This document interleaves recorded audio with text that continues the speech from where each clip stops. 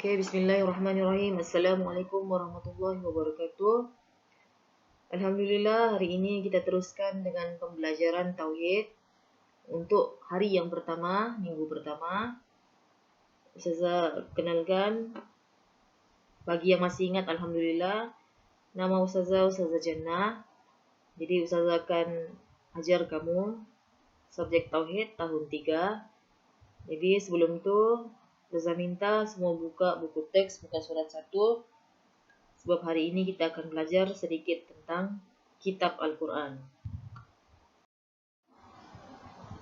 Oke, kita belajar dulu pengenalan tentang kitab Al-Quran. Oke, apa itu kitab Al-Quran? Kitab Al-Quran ini merupakan kitab terakhir yang diturunkan kepada Nabi Muhammad melalui malaikat Jibril. Kitab Al-Quran ini disampaikan secara mutawatir. Bagi yang tidak tahu apa itu mutawatir, mutawatir ini mutawatir ini bermaksud Al-Quran itu diturunkan secara berperingkat-peringkat. Al-Quran ini merupakan mukjizat terbesar yang Allah turunkan kepada Nabi Muhammad, bukan Nabi lain. Ingat, Nabi Muhammad.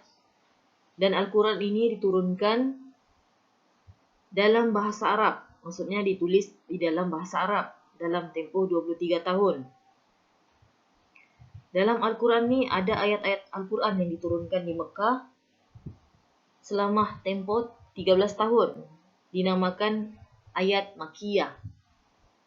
Dan bagi ayat Al-Quran yang diturunkan di Madinah pula selama 10 tahun, kita namakan dia sebagai ayat Madaniyah.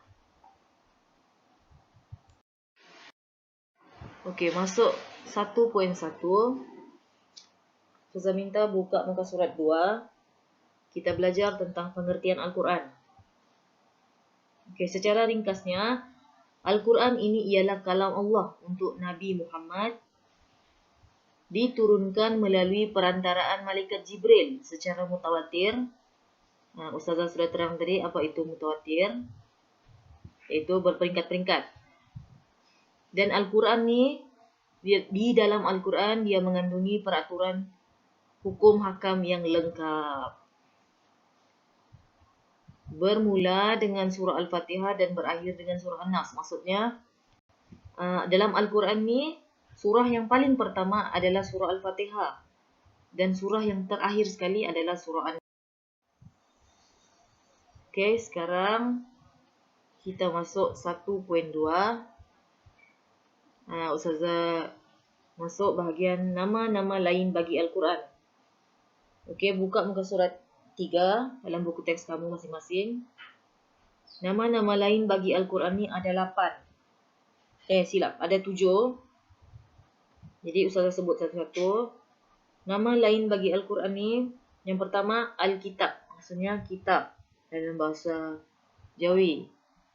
Yang kedua, nama lain bagi Al-Quran adalah Al-Bayan, maksud dia penjelasan.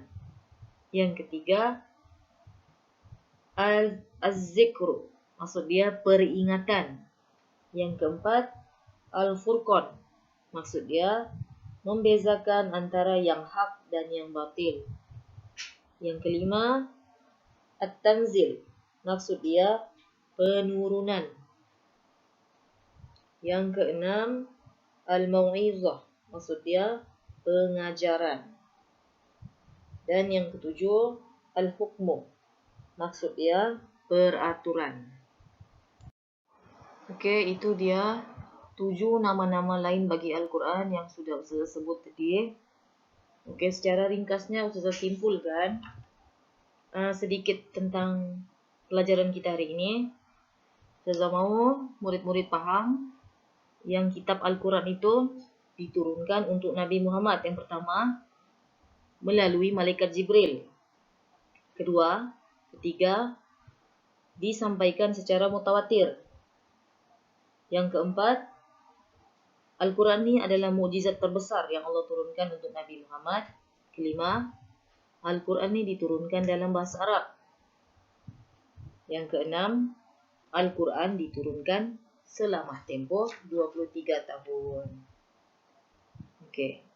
Secara ringkasnya itu yang Ustazah boleh simpulkan untuk pembelajaran hari ini.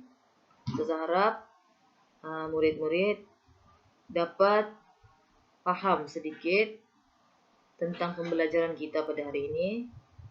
InsyaAllah yang baik itu datang daripada Allah dan yang kurang itu datang daripada ustazah sendiri. Okey, sekian saja untuk pembelajaran hari ini. Terima kasih sudah menonton video yang ustazah bagi. Itu saja. Sekian. Assalamualaikum warahmatullahi wabarakatuh.